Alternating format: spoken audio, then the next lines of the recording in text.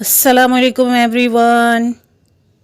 आज हम बनाने जा रहे हैं अनरसे की गोलियां और वो भी बिल्कुल होम स्टाइल में। तो मेरे साथ रहिए और वीडियो को एंड तक देखते रहिए किस तरह से अनरसे की गोलियां घर में तैयार की जाती हैं। अनरसे की गोलियां बनाने के लिए हमें यहाँ पर चाहिए चावल का आटा जो कि बिल्कुल बारीक पिसा हुआ हो, और इसे मैंने छान भी रखा है। ये तकरीबन आधा किलो के करीब मैं यहाँ पर ले रही हूँ चावल का आटा। चावल के आटे में हम यहाँ पर मिलाएंगे मैदा जो कि 1.5 चमचे के करीब है। आप देख सकते हैं चमचा किस तरह फुल भरा हुआ है। ये बिल्कुल 1.5 चमचे के करीब मैदा है जो कि मैं चावल के आटे में मिला रही हूँ।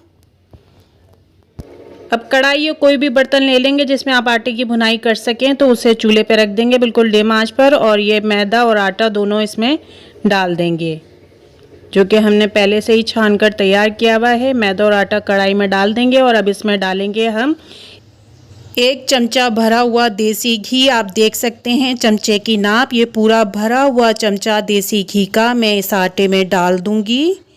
ये मैंने डाल दिया है और अब डिम आंच पर मुझे इस आटे की भुनाई करनी है। ख़ासा टाइम तो लगेगा लेकिन लो फ्लेम पर शानदार सी इसकी भुनाई हो जाएगी। भुनाई से मुराद इसको ब्राउन बिल्कुल नहीं करना है, बल्कि डिम आंच पर हमें इसको अच्छी तरह सेक लेना है। यहाँ पर मुझे कुछ देर हो चुकी है लो फ्लेम पे सेकते हुए, लेकिन अभी भी मुझे मज़ीद इसकी थोड़ी सी सिकाई करनी है। इसी तरह लो फ्लेम पर चलाते हुए मैं मज़ीद इसकी थोड़ी सी सिकाई करूँगी। कुछ देर गुजर जाने के बाद आप देख सकते हैं कि बिल्कुल इसमें से ऐसी खुशबू उठ रही है जैसे कि चावल पक रहे हों। तो इसका मतलब है हमारा आटा शानदार तौर पर सिकाई हो चुका है। आप देख सकते हैं कहीं से हमने ब्राउन भी नहीं करा है, बस इसको इसी तरह देसी घी में अच्छी तरह सेक लिया है। तो ये शानदार सिकाई होकर तैयार हो चुका है।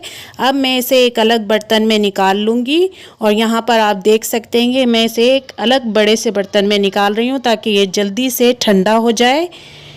तो इसे एक अलग बर्तन में तमाम आटे को निकाल लेंगे।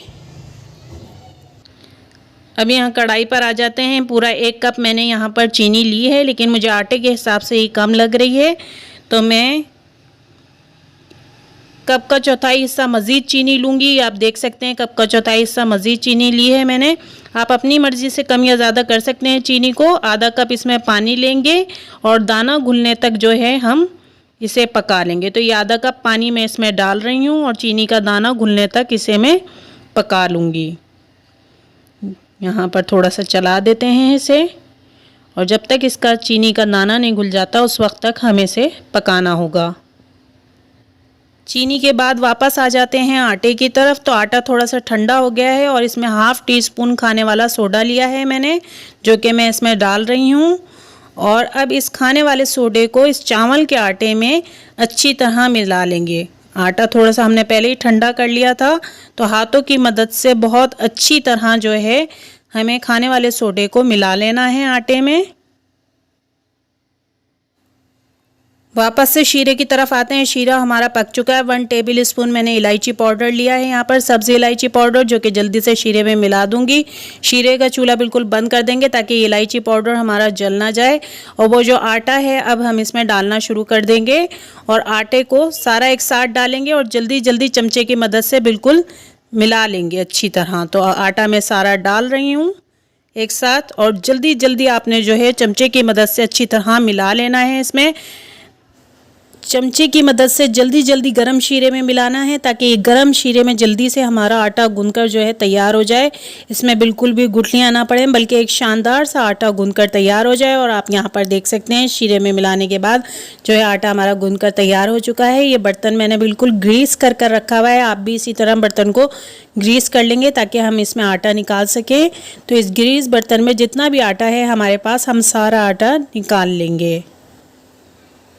सारा आटा निकालने के बाद हम इसमें डालेंगे 2 मुट्ठी तिल। तो मेरे पास तिल मौजूद हैं जो कि मैं 2 मुट्ठी इसमें डाल दूंगी तिल।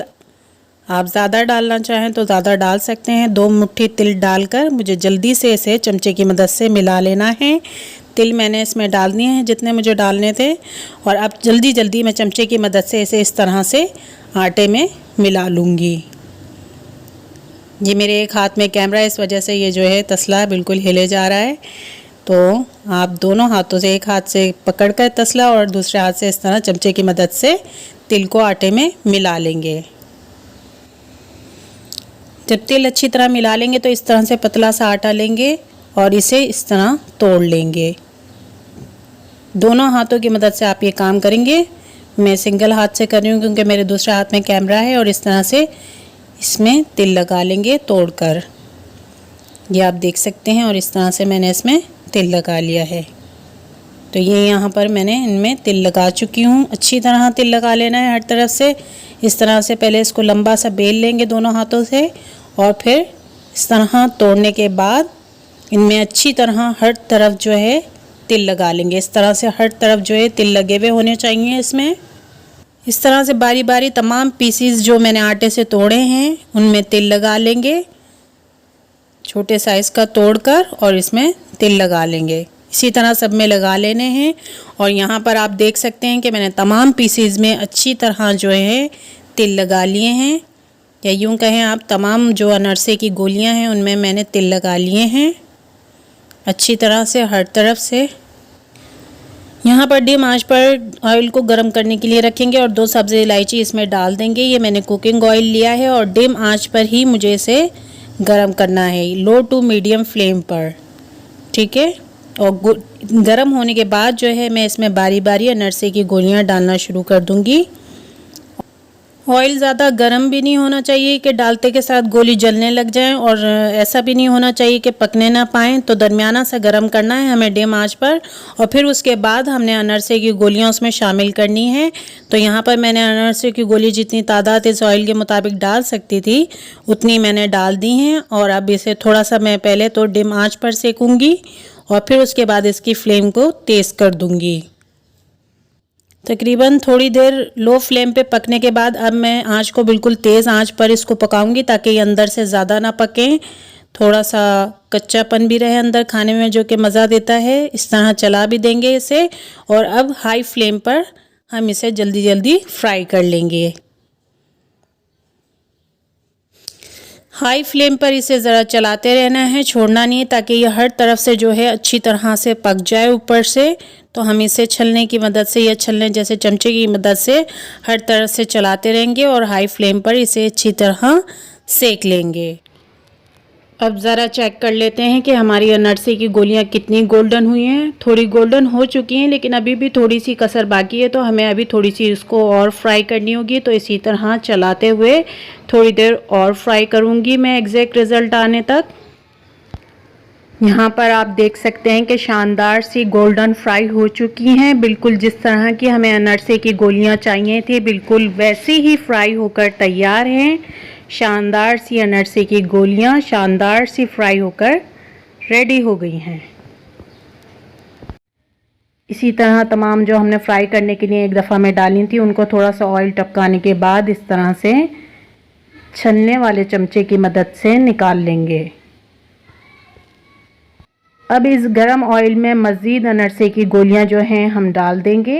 इसी तरह बारी बारी तमाम अनरसे की गोलियों को इसी तरीके से फ्राई कर लेंगे बिल्कुल अच्छी तरह से, और शानदार सी अनरसे की गोलियां तैयार हो जाएंगी। और आप यहाँ पर देख सकते हैं कि शानदार सी अनरसे की गोलियां बिल्कुल तैयार हो चुकी हैं बेहतरीन खुशबू के साथ, और इंशाल्लाह इनका जायका भी बेहतरीन होगा। उम्मीद है आपको रेसिपी पसंद आई होगी अनरसे की गोलियों की। अगर हमारी रेसिपी आपको अच्छी लगी है तो वीडियो को लाइक कीजिए, शेयर कीजिए, चैनल को सब्सक्राइब कीजिए। Thanks for watching. Thank you so much. अल्लाह हाफिज़।